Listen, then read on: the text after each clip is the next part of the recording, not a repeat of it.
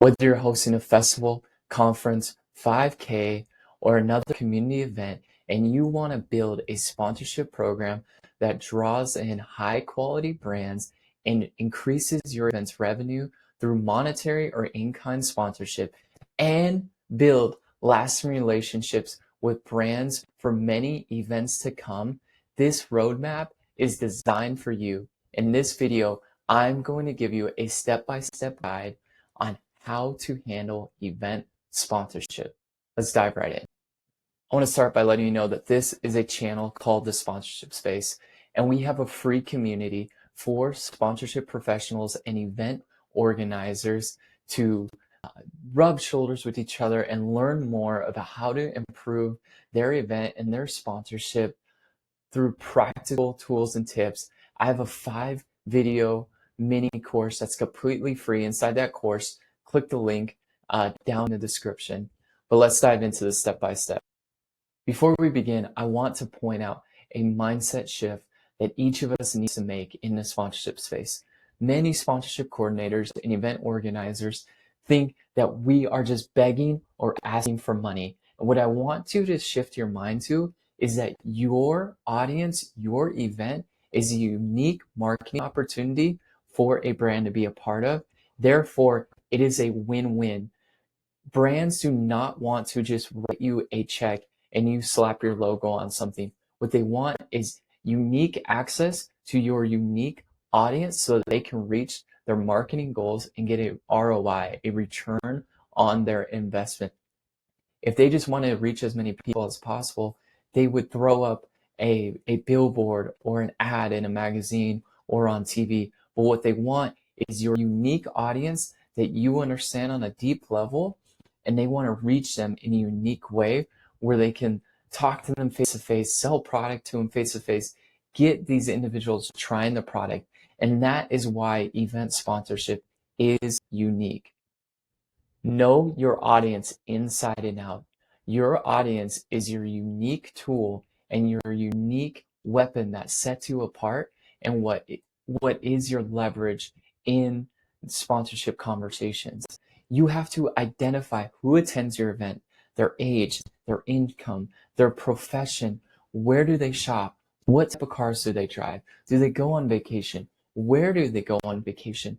The more data points that you have, the better, because you're going to be able to sell this audience to brands that want to reach that unique niche. Do they work out? Do they eat organic or not organic? Are they holistic lifestyle or not holistic? Do they have kids? Do they not have kids? Are they in college or retired or in the family or in the middle seasons of life? These are all important data points that make your event attractive to brands. And if you understand your audience, you will attract the right brands. So that's number one. You want to gather real data, surveys, past event stats, and social media insights. If you're just starting and you can't do a survey of an event, then look on social media. Who's interacting? Who's commenting? All the social media platforms have really rich data where you can understand who's engaging with your audience online. And once you do host an event, getting surveys through email at the event, through ticketing, is valuable information that is just going to help you improve for future events. Sponsors want to know who they're reaching and why it matters. They have their marketing goals. They have a demographic that they've identified that they want to reach. And if your audience is that demographic, then they will love to be a part of it. And if that audience is a match, then your event will be something that they can't miss every year, because the return on the investment is so good that they wouldn't dream of not attending your event in the future, because your audience is unique. And that's why knowing your audience is so important. Number two, identify what you can offer sponsors. What are your assets?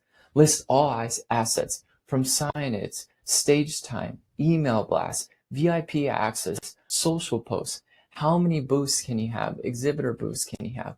These are all assets that you need to be aware of.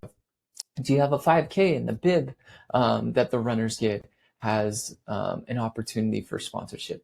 The number of assets can quite literally be endless, but that's why you need to list them out so you know exactly what you can offer to these different brands. Think beyond logos, offer creative, high impact activations, and be open to monetary and in-kind sponsorship. Let me quickly explain. Monetary is what we think of when we think of sponsorship. I am going to give you a list of deliverables. You are going to write me a check, pay me for access to the audience in these lists of deliverables. In-kind sponsorship is where they give you products, services, media, venue, or food at the event. Therefore, it offsets your costs. In-kind deals can offset your budget just as much as cash. To many events, an in-kind sponsorship, even though there's no exchange in cash, can be just as valuable, sometimes even more valuable to the event organizer than even a monetary sponsorship. And ideally, a lot of events have both of these paired together. They have the monetary sponsorship as well as the in-kind sponsorship. Both of these together are a beautiful match. An example of this might be a local radio station could give you ad spend in exchange for a footprint at your event. There's no exchange of cash, but they gave you advertising on their radio. You gave them access to your audience. This is how in-kind deals work. So understand that there's monetary, that's getting cash, and there's in-kind, and that's getting assets to offset your budget. Number 3, identify and research potential sponsors. Many of you will want to build your sponsorship deck first. I would argue that you need to identify and research potential sponsors once you know your audience, because then you can know the assets and what these types of sponsors want. So look for brands that align with your audience's lifestyles and interests. You have that audience data. Now find brands that align with that. If you're a running brand, running companies or fitness brands are going to align well with that. If you're a wellness and a healthy food festival, then those types of brands are going to align well. Use past event sponsors, competitor sponsors, or local businesses to find these type of brands. If you see an event in a few cities or states over that's very similar to yours, it's a 5K, it's holistic focus, it's fitness focus, whatever the case might be, draw from that list of sponsors and start by researching those first. Find the right contact person, marketing director, brand manager, etc. And we go over this a lot more inside the sponsorship space if you want to learn more how to find the right contact. Number 4, build a concise professional sponsorship deck. This should focus on demographics, event reach, and brand exposure. Once again, going back to number 1, the importance of knowing your audience inside and out. The type of audience that you have should be flowing throughout the entire sponsorship deck so that the right brands won't miss that they are aligned with this audience, and they will see different data points throughout to understand that this is the right event for us to be at. You can include, but don't have to, pricing tiers or sample packages if applicable. Sometimes you just showcase what you have to offer, and then you create a custom pricing and proposal based off their interests. Show past sponsor results if you have them. Social proof sales. If you have past sponsors, definitely show who's been at your event in the past, and then show how successful they were. A little tip here, a lot of sponsorship decks, this is a huge tip. I look at sponsorship decks a lot. A lot of them showcase people at the event doing the event activity. For example, they'll show runners running at a 5K, a marathon, a running event. That's fine, but really what the sponsorship deck should show is the audience activating and being at these footprints and at these booths, interacting with the sponsors. the sponsors they understand it's a running event. They know there's going to be runners there. What they want to see is how your event showcases sponsors and how the audience is interacting with the sponsors that are at the event. That is much more valuable than just photos of people smiling and running and group photos of people at your event. That doesn't sell to the sponsorship and what they are trying to get out of the event. So make sure you include that, more photos like that in your sponsorship deck. Number 5, do targeted cold outreach over the phone or over email. And I want to give you a few practical tips here. Number 1, be brief. Who you are, who attends, who your audience is the most important part, and why it's a fit. And try to just find one thing to make it personal and unique to each sponsor. Don't copy and paste and use the templates that I provide or the templates you find online. Find one thing that to make this email, this phone call, compliment them that you saw them at a previous event, compliment the activation that they had at another event that they sponsored, or just compliment their newest product or whatever they've been posting on social media. But be brief, who you are, who your audience is, and why it's a fit. The goal, get a discovery call. That is the goal. The goal isn't to pitch in the initial cold call. The goal is to get them to a discovery call over email, over the phone. It's not to pitch everything up front. And then follow up strategically. Don't assume silence equals no. Send an email. 3 to 5 days later, send a follow-up email. And then 7 to 10 days after that, send another follow-up email. Sales is in the follow-up. Very rarely will you get a response the first time.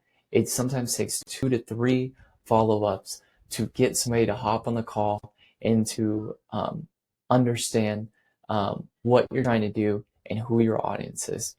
One other point here that I want to point out is if you do get a no, that's actually a good thing. That could be hard and it could hurt. And you're like, why did I put in all this effort? I put myself out there. I put my event out there.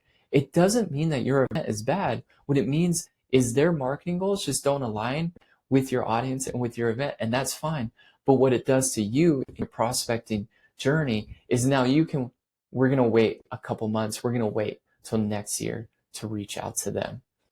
It might be a no now, but it's not a no forever.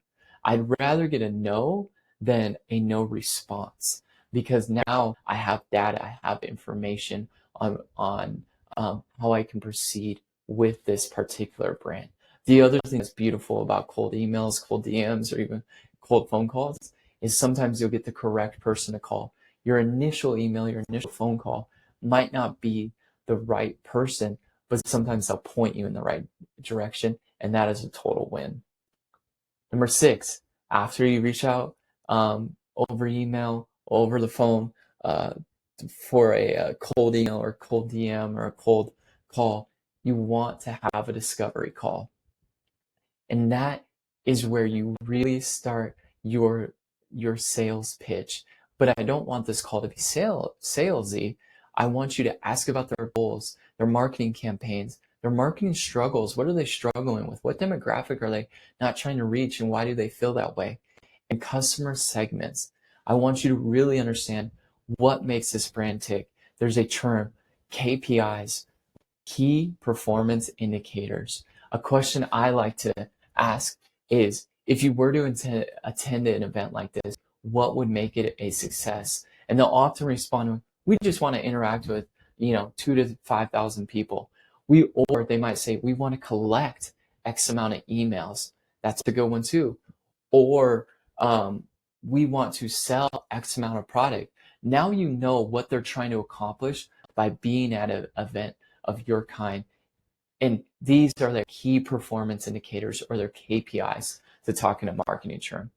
Show how your audience and assets can help them reach those goals. So when you're on the call and they're telling you what they want to do, they want to collect emails, they want to do this, they're struggling reaching this demographic that your audience happens to be in. tell them how you can help them reach and overcome those marketing struggles and reach their marketing goals. You can also discuss both monetary and in-kind contributions, and sometimes a pairing of both. I've worked with Anheuser-Busch, Budweiser, Bud Light, Michelob Ultra, that company, and very often with beverage brands, it'll be a partial in-kind and a partial monetary, and that is a really good combination as well. So make sure you're open to both sides, and you can find something for both sides in the monetary, in the in-kind, to be a part of your event. Keep it collaborative, not salesy. Number 7, customize the sponsorship package. Use their goals that you just heard on the discovery call to tailor a package that makes sense. Make it easy for them to say yes by aligning with their budget that you found out on the discovery call and their brand goals. What are they trying to accomplish, and how much are they trying to spend? This equals their return on the investment, the ROI. Number 8, close the deal and over-deliver. Send a clear agreement or MOU, memorandum of understanding, a contract essentially. Fulfill everything promised, and if possible, add a bonus. Something like this might be, they might have not got the public address announcements throughout the event. Throw 1 or 2 in and shout them out. Thank you so much for X Brand for being a sponsor. Maybe somebody else got in their package, decided not to for budget or marketing goals, but throw it in. Over deliver, under promise, over deliver. Make the sponsor look amazing, and this will lead to renewals. Number 9, measure results and report back. Track impressions, engagement, and attendee interactions so that you can deliver it to them in what I call an after action report. Send a post-event report with metrics, photos, and wins, and not just photos of the event, of people participating in the event, but photos of people participating with the sponsor with these different booths. This builds long-term sponsorship relationships. And ask what you can do to ensure participation in your next event. A couple weeks after, you're going to send this post-event, this after-action report, and say, are you going to be at next year's event, my next event? And if not, what can I do to ensure that? Then you know where you can fix, what problems you can fix, and you can start building out your sponsorship hit list so you know who you can count on for next year or your next event. Here's a quick summary of everything. Know your audience, understand attendee demographics and what makes them valuable to sponsors. Inventory your assets. List all sponsorship opportunities, including in-kind possibilities. Research potential sponsors. Find brands that align with your audience and event type. Build your sponsorship deck. Clearly present your audience info, offerings, and package options. Do cold outreach. Overcome the fear of a cold call or a cold email. Send concise, value-driven emails or calls to book discovery calls. Have a discovery call. This is the bread and butter. This is where you turn in to being a salesperson and understanding their goals. Ask about their goals and connect them to your audience assets. Customize the package. Tailor options based on their sponsor and marketing needs, budget, and their marketing goals. Close the deal and deliver. Fulfill the agreement and exceed expectations. Report back. Share results, photos, and impact to build long-term relationships. I'm Titus, and this is the Sponsorship Space YouTube channel. I want to point you to the Sponsorship Space community where you can interact with other sponsorship professionals and event organizers to learn marketing tactics, to learn cold outreach, how to build a sponsorship deck. There's a ton of free resources, and this community is completely free to join. So join the Sponsorship Space and be a part of this freemium, this free but premium experience for sponsorship professionals like you. I'll see you in the next video.